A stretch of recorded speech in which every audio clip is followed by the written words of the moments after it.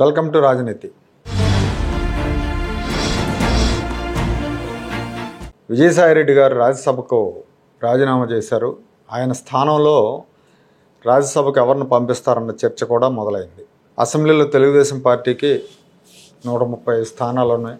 మామూలుగా అయితే ఒక స్థానానికే ఎన్నిక జరిగేటైతే అది తెలుగుదేశం పార్టీకి రావాలి, ఎందుకంటే మెజారిటీ సీట్లు టీడీపీకి ఉన్నాయి కాబట్టి. కాకపోతే ఇక్కడ బీజేపీ సీటు అడుగుతున్నట్టు తెలుస్తూ ఉంది. బీజేపీతో మాట్లాడుకునే, బీజేపీ అధిష్టానంతో మాట్లాడుకునే విజయసాయిరెడ్డి రాజీనామా చేశారు కాబట్టి ఆ సీటు మాకే కావాలని బీజేపీ అడుగుతున్నట్టు తెలుస్తూ ఉంది. విజయసాయిరెడ్డి రాజీనామాను, అంటే దీని వెనకాల బీజేపీ ఉందనడానికి ఏంటంటే, రాజీనామాను వెంటనే రాజ్యసభ చైర్మన్ ఆమోదించారు. విజయసాయిరెడ్డి అలా ఇచ్చారో లేదో ఆయన వెంటనే ఆమోదం కూడా తెలిపేశారు.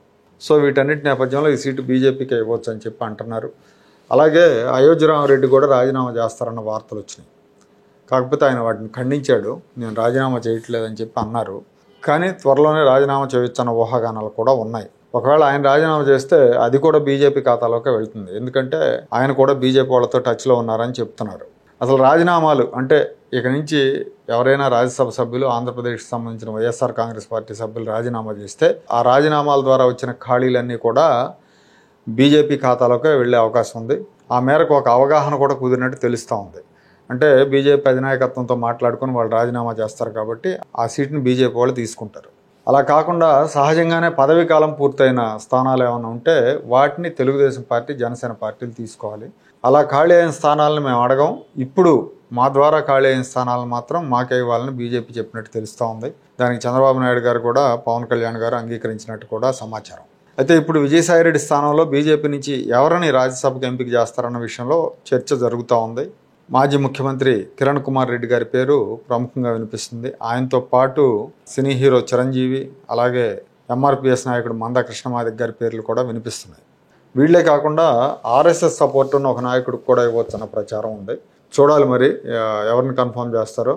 అయితే కిరణ్ కుమార్ రెడ్డిని రాజ్యసభకు పంపిస్తే కొంత ఈ రెడ్డి సామాజిక వర్గానికి సంబంధించిన ఓట్ బ్యాంక్ని ఆకట్టుకోవచ్చు అన్న ఉద్దేశంలో బీజేపీ నాయకత్వం ఉన్నట్టు తెలుస్తూ ఉంది. ఎందుకంటే జగన్మోహన్ రెడ్డి వీక్ అవుతూ ఉన్నారు కాబట్టి ఆల్టర్నేట్గా రెడ్డీస్కి ఆల్టర్నేట్ లీడర్గా కిరణ్ కుమార్ రెడ్డి గారిని ప్రమోట్ చేసే అవకాశం ఉంది.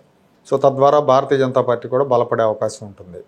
ఇక సినీ నటుడు చిరంజీవి విషయానికి వస్తే ఆయన్ని ఈ ఖాళీ ద్వారా పంపాలా, లేకపోతే రాష్ట్రపతి ద్వారా నామినేట్ చేయాలనే ఆలోచన ఉన్నట్టు కూడా తెలుస్తూ ఉంది.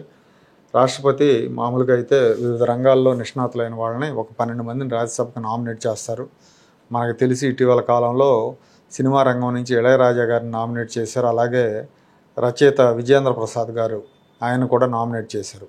అలా నామినేట్ చేసే అవకాశం కూడా ఉంది చిరంజీవిని. ఇక మందాకృష్ణ విషయానికి వస్తే ఆయన వర్గీకరణ ఉద్యమాన్ని స్టార్ట్ చేసింది ఆయనే, మొత్తానికి సక్సెస్ అయ్యారు. కేంద్ర ప్రభుత్వం, కోర్టులు అన్నిట్లో కూడా వర్గీకరణకు అనుకూలంగా ఒక నిర్ణయం వచ్చింది. కాబట్టి ఇప్పుడు మందాకృష్ణకు అవకాశం ఇచ్చి 2 తెలుగు రాష్ట్రాల్లో మాదిగల ఓట్ బ్యాంక్ని తన వైపు తిప్పుకునే ఆలోచనలో బీజేపీ ఉంది. సో ప్రస్తుతానికైతే ఈక్వేషన్స్ బలాలు ఇలా ఉన్నాయి వీళ్ళవి. అయితే చివరి నిమిషంలో జాతీయ స్థాయి బీజేపీ నేతలు ఎవరైనా వచ్చి సీట్ను కొట్టేసే అవకాశం కూడా ఉంది.